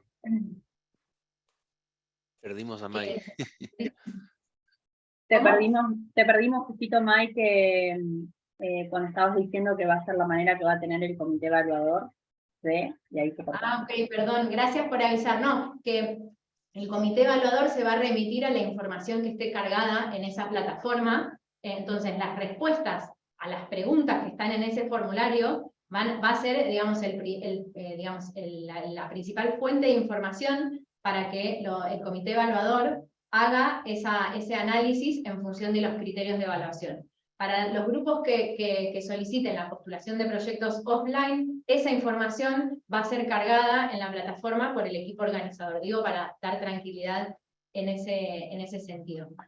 Después, respecto a la cantidad de personas en los equipos, Agustina nos preguntaba si podían avanzar con un equipo de 4 personas, que está más que bien, creemos que es un número interesante para tener debates enriquecedores y poder avanzar, así que adelante con esas 4 personas. ¿Qué más? Si se puede trabajar solo, a ver, la verdad es que insisto en esto del trabajo colaborativo y del intercambio de ideas. La verdad es que insistimos fuertemente con esto porque nos parece que es interesante tener en este desarrollo de soluciones un intercambio, otra mirada, otra persona que nos pueda, digamos, ampliar la perspectiva en esto del desarrollo de soluciones y también en el análisis previo a esto de las barreras. Así que, Gerardo, te sugiero que trates de buscar por lo menos una persona más para hacer estos ejercicios de intercambio, porque creemos que es mucho más enriquecedor el proceso en ese sentido. Otra pregunta. Bueno, no es una pregunta, pero me parece que amerita traerlo. Si me permiten, Juliana nos dice que nos quiere aprovechar el momento para felicitar tanto a organizadores como oradores, invitados e invitadas e intérpretes, y destaca la claridad, la organización y la profesionalidad. Así que, bueno, no quería dejar de mencionarlo porque todas las personas que están en este momento haciendo una parte de trabajo para lograr este vivo, y lo mismo para los eventos anteriores, estamos buscando la mejor manera de transmitir estas ideas y de proponer este trabajo, así que bueno, muchas gracias Juliano por ese comentario. Bien, estoy buscando, había recién otra pregunta de Luis. Luis tiene una pregunta para el panel. Dice si hay experiencias de trabajo en soluciones para las barreras actitudinales. No sé, Andy, Bren o Gaby. Si Creo no. que... ¿Se me oye Dale, ahí? Andy. Mira, Sí.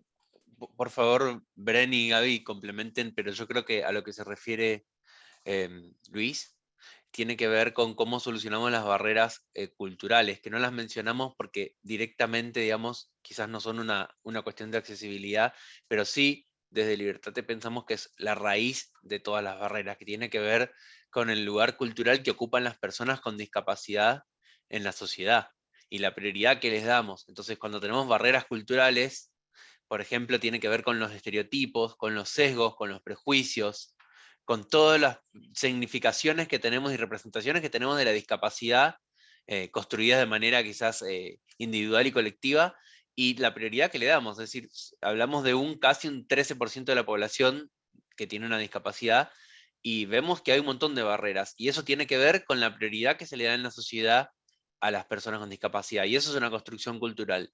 Y, por ejemplo, se me ocurre que algunas formas de solucionar la accesibilidad, este espacio que estamos teniendo ahora yo creo que es un buen punto de partida para solucionar barreras actitudinales, porque más allá de cualquier tipo de solución que surja, que responda a una barrera física, a una barrera digital, etcétera, que este espacio se esté dando es porque en la cultura algo está cambiando, en lo actitudinal algo está cambiando, que le estamos dando otra prioridad a la discapacidad. Entonces yo creo que este espacio, este encuentro, es en parte una solución a una barrera actitudinal. Corríjanme, Brenda y Gaby, si Sí, quieren aportar creo algo que más. me parece que las que están, las soluciones que se vienen implementando en general son alineadas a capacitaciones o a campañas de concientización, digamos, pero tranquilamente se podrían pensar en otras formas de escalar o de entregar esas soluciones, como por ejemplo juegos, o otras formas, digamos, de ir repensando esas barreras actitudinales. En provincia de Buenos Aires, por ejemplo, hay una capacitación obligatoria en discapacidad, se sancionó una ley. Entonces, bueno, tal vez está bueno este marco, pero de qué forma promovemos esa capacitación o concientización también puede tener otras formas de implementarse, y que creo que están como, ahí falta un montón pensar, porque siempre se piensan, siempre esa barrera se la deja mucho de lado, por eso también dentro de la mesa de levantamiento que se hizo para pensar los ejes, salió cambio cultural también, como uno de los ejes relevantes para trabajar, porque como decía Andy, bueno, y justamente si estás haciendo esa pregunta y estás trabajando en ese tema, sabes que es la que es generadora de las otras barreras, así que en principio eso, se viene trabajando más en campañas, concienciación o formaciones. Sí, y también tratar de ahora con una perspectiva de discapacidad y accesibilidad, de no repetir estereotipos, no replicar, ¿no? Venimos formadas muchas veces con imaginarios culturales desde distintos medios de comunicación, etcétera, que van construyendo una subjetividad sobre la discapacidad que sabemos que no responde al modelo social y a la perspectiva también que estamos trabajando en la Hackathon. Entonces, toda oportunidad de cuando creo una iniciativa, una idea, tomo una decisión, está latente la posibilidad de incluir la perspectiva de accesibilidad y discapacidad para tratar de no perpetuar, ¿no?, estereotipos y barreras. Eso es sumamente importante. Y después, fundamental, la participación activa de las personas con discapacidad en todos los procesos y en todos los ámbitos de la vida social, ¿no? Porque muchas veces nos pasa en algunos talleres o con algunas organizaciones, Libertate está conformada por bueno, un montón de personas con discapacidad trabajando en forma activa, que muchas veces la barrera actitudinal se rompe cuando, claro, no sé, Andy, Jessie y otras tantas personas están brindando un taller, acercando alguna herramienta, facilitando un espacio. Entonces ahí es como que nos manifiestan las personas justamente, perdón por lo rápido, que se quiebra justamente eso, ¿no? Con la participación activa, con la presencia, con la participación de personas con discapacidad, y por eso el refuerzo siempre y en todos los espacios, además del nada de nosotros sin nosotros, que es el lema justamente de las personas con discapacidad y de la convención, de tener en cuenta la participación activa en todos los ámbitos de la vida social de personas con discapacidad. Eso quería agregar. Buenísimo, gracias a Andy, a Gaby y a Brenda por traernos un poco de más claridad en este tema, y aprovecho porque Nahuel también hizo una pregunta más relacionada con el eje de empleo. Hizo una pregunta bastante amplia. Él pregunta por cuestiones de empleo, ¿qué tantas problemáticas se encuentran? Yo creo que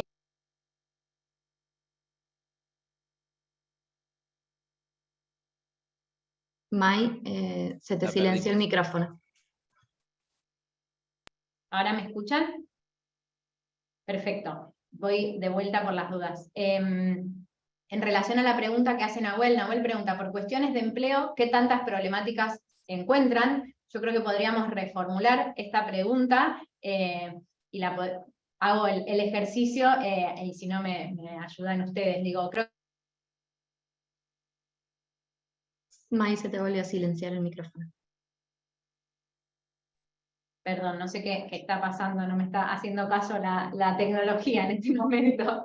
Bueno, no sé hasta dónde me escucharon, pero proponía reformular la pregunta de Nahuel, con algo así, si no, les pido ayuda, pero creo que podríamos preguntarnos en relación al eje temático empleo, qué barreras podríamos identificar o encontrar, a ver si nos orientan un poco ahí, y si creen que podemos reformularla de otra manera, también escuchamos sus aportes.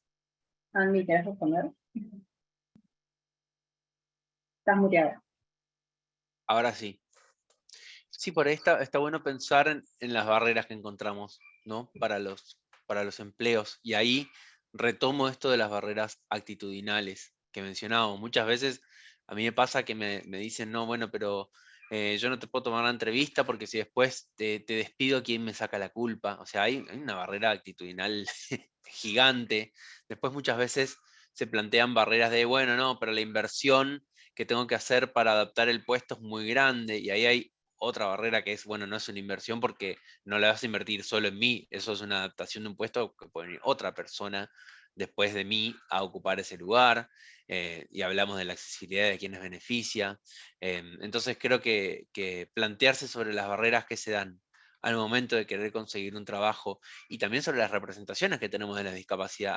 A mí me pasa todavía hoy, yo trabajo en una radio y que me cuentan cuando yo me voy, algunos productores que les preguntan cómo hago para marcar por teléfono. Entonces digo, hay una barrera también cultural de que si no sabemos que una persona ciega es totalmente capaz de marcar por teléfono, hacer una acción totalmente sencilla para ustedes y que para mí también lo es, entonces ahí tenemos una barrera cultural, actitudinal muy grande, que es que no sabemos, o todavía hay un sector de la sociedad muy grande que no conoce de qué son justamente capaces las personas que tienen una discapacidad. Creo que por ahí es interesante retomar esa pregunta. Y también en entornos laborales cada vez más digitalizados, las barreras digitales que tienen los softwares que se usan, o las prácticas de trabajo que muchas veces no son accesibles porque siempre se hicieron de una manera, también imponen barreras. Entonces ahí habría que pensar también, depende para qué tipo de trabajo, pero hay múltiples. Y si es un entorno en el cual haya que ir a trabajar de forma física, bueno, seguramente también hay muchas barreras físicas, digamos, en ese entorno de trabajo que pueden afectar a algunas personas, digamos, para desempeñarse autónomamente en su puesto laboral. Esto como un modo de mini resumen, pero me parece que están las digitales, están, bueno, las formas de comunicarse en el trabajo, que muchas veces la información que se maneja para trabajar es inaccesible, y las actitudinales, que son justamente culturales, que son las que crean todas esas formas de trabajo, digamos, que no tienen contemplada esta perspectiva de discapacidad y accesibilidad, y este imaginario que cuesta un montón romper, o que muchas veces es el miedo de las personas que tienen la decisión de poder tomar a una persona con discapacidad para un puesto laboral, y que gana el miedo, gana la desinformación, y ahí, digamos, esa decisión queda negada. Bien, bueno, gracias ahí por los aportes y la aclaración en ese breve resumen. Gracias, Andy, también. Bueno, después tenemos a Nair que nos cuenta algo que creo que tiene algún rol en algún colegio, porque dice, me pasa en los colegios ver cómo adultos ponen barreras ante la participación de los niños con discapacidad. Esa actitud estaría buenísimo que a través de la información pueda cambiarse. Ahí no sé si quieren sumar. Tal cual, sí. Creo que innovar en cómo removemos las barreras actitudinales nos va a traer un montón de beneficios digamos, en erradicar todas las otras barreras que hay en los distintos entornos. Así que alentamos a los equipos también a pensar soluciones ahí, que fíjense que las barreras actitudinales las tenemos, digamos, todas las personas, porque muchas veces las personas sin discapacidad principalmente, y a su vez, inclusive siendo a veces una persona con discapacidad, puedo desconocer sobre otras discapacidades. Entonces es algo que tenemos como que crecer como sociedad en general, y bueno, poder esto, visibilizar y pensar, y hasta esto, generar nuevas formas para visibilizar esto, porque evidentemente todo lo que venimos haciendo está trayendo un cambio, pero bueno, ese cambio también es muy lento y hay muchísimos pendientes. Así que creo que ahí todavía hay mucho para andar y para pensar de qué forma podemos ser más asertivos y asertivas para que todas las personas comprendamos la forma de generar entornos más accesibles para todas las personas. Sí, ahí creo que suma o podemos hilar con el comentario de Antonella, que dice que hay mucho desconocimiento y también mucho tabú. Me quedé pensando en el ejemplo de Andy, que nos contaba que trabaja en la radio, y me quedé pensando, digo, que esa persona que no sabía que, digamos, que Andy o cualquier persona digamos, con discapacidad visual puede tranquilamente marcar para hacer una llamada, me quedé pensando también como en la otra parte de por qué esa persona no se anima o no fue directamente a preguntarle a Andy, che, ¿cómo haces para hacer una llamada? Digo, esta cosa de ir y preguntar, del escuchar, digo, y ahí también creo hay algo para romper, digo, con ese imaginario, Bren, que vos decías, digo, la predisposición a romperlo, ¿no? A ir y preguntar, digo, creo que el primer paso sería asumir o digo, tomar conciencia de ese imaginario que tenemos construido, o de Perdón. esos prejuicios. Sí, Andy. No, me permito, digo, ahí es un ejemplo claro de una barrera cultural, es decir, no hay ningún tipo de barrera comunicacional que a uno le permita interactuar con una persona ciega y hacerle esa pregunta, pero hay una barrera cultural que por alguna razón, digamos, antecede o antepone, no sé, el desconocimiento, el temor, llámenle como quieran, miedo a interactuar ciertas cosas o a preguntar ciertas cosas a una persona ciega. Entonces ahí tenemos un claro ejemplo de una barrera cultural. No hay ninguna barrera comunicativa que no te deje conversar con una persona ciega, pero por alguna razón tenemos barreras de obstáculos de conocimiento que no nos permiten hacer esa pregunta. Yo en ese sentido siempre recupero una herramienta teórica muy poderosa que es esa, la pregunta. Cuando ustedes no sepan algo, pregunten. O sea, no hay preguntas incorrectas. Yo creo que si se hacen con respeto, todas las preguntas son pertinentes. Totalmente. Bueno, ahí Antonella está reforzando y nos cuenta que dice esto, que hay mucho temor a ofender con las preguntas. A ella digamos, ella nos cuenta que es mamá de un adolescente con autismo y que muchas veces le preguntan cosas como con miedo, con temor, digamos, de esta posibilidad de que ella se ofenda con las preguntas. Así que, nada, creo que quedó clara esta idea de cómo romper con esos prejuicios y digamos, este concepto de las barreras tanto actitudinales como culturales. Así que gracias ahí, Andy, por compartirnos también esa experiencia, porque creo que trae mucha claridad.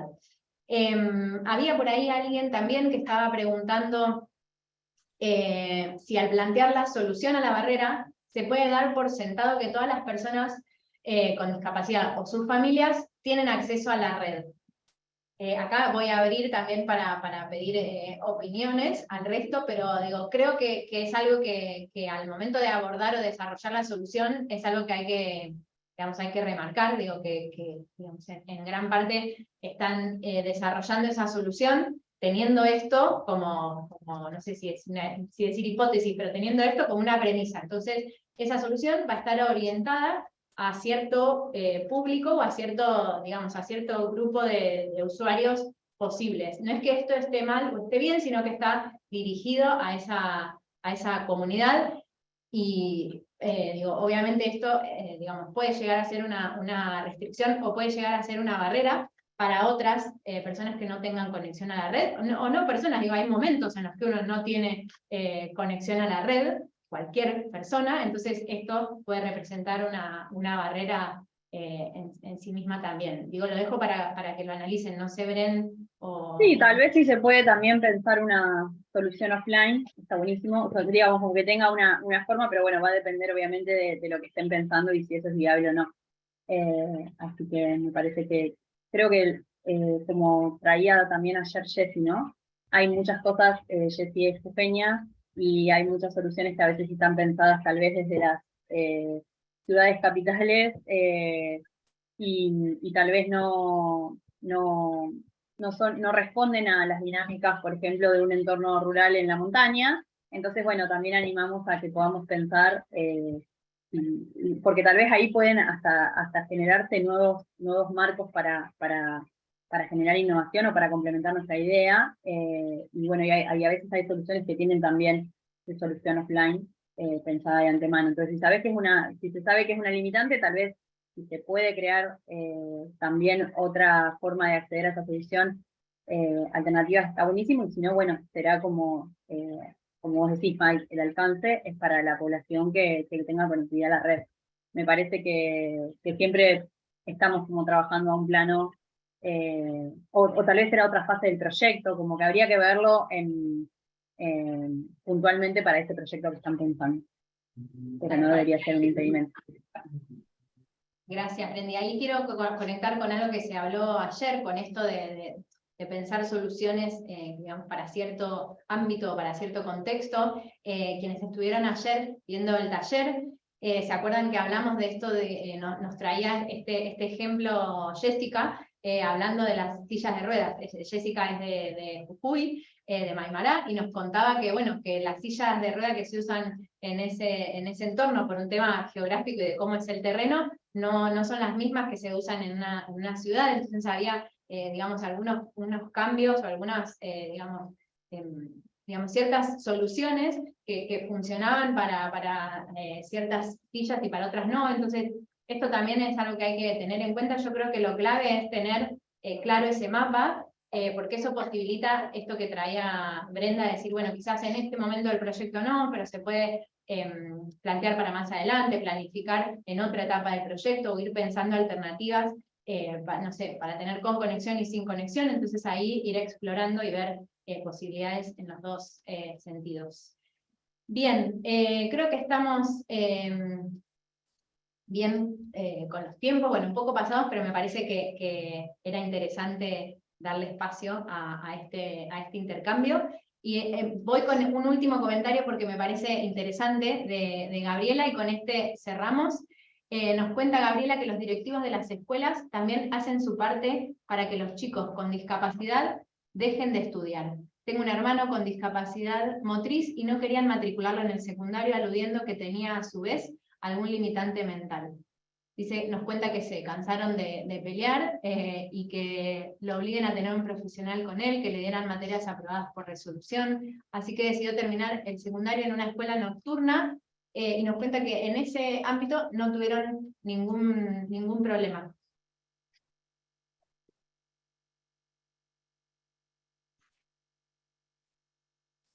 Ahí no sé si... Creo que habla de la barrera cultural principalmente, ¿no? Así que si en una escuela no hubo problema y en otra sí, sabemos que hay contextos muy hostiles, y por eso está bueno como seguir pensando en formas de derribar esas barreras actitudinales, culturales en este caso, que impactan en el acceso a la educación. Y también, Gracias por perdón, compartir. no digo, agrego esto nada más para cerrar, digo, hay que ahí, digo, desde la valentía del coraje encarar una lucha por los derechos, porque podemos hablar de una barrera cultural, pero también están vulnerando el derecho a la educación. Entonces, hay barreras que son culturales y otras que son culturales y que también están vulnerando un derecho. Bueno, hace poquito, se acordarán, seguramente hubo un colegio que no quiso aceptar, creo que a 8 personas con discapacidad, y el colegio terminó cerrando. Entonces, digo, también hay que tener coraje, porque es una lucha que a veces cuesta, duele, es un trabajo enorme, pero hay un derecho que se está vulnerando. Bien, gracias ahí por el aporte. Creo que estamos más que en condiciones de cerrar, y me parece que amerita traer este cierre que creo que nos propone Antonella con su comentario. Y ella dice, al fin y al cabo la discapacidad mayor es la incapacidad de empatizar. Creo que la clave está ahí, en todo lo propuesto ayer de la empatía, del preguntar, y creo que desde ahí vamos a poder pensar y desarrollar soluciones acordes. Así que, bueno, creo que estamos. Gracias Andy, gracias Bren, gracias Gaby por este espacio, por traernos claridad en este sentido y por orientarnos en este desarrollo de soluciones. Gracias a las intérpretes que están ahí súper atentas, y a quien está agregando subtítulos. Muchas gracias. Les recuerdo entonces descargar la guía, ingresar a la plataforma para empezar a mirar ese formulario de postulación, no se queden atrás si necesitan cambio de equipo, si necesitan reasignar, no dejen de estar ahí activos y activas para solicitarnos esos cambios. Y bueno, nos encontramos mañana de vuelta a las 10 para empezar a ver cómo vamos a hacer esa presentación. Nos vemos mañana, gracias. Adiós, gracias. Y pilas.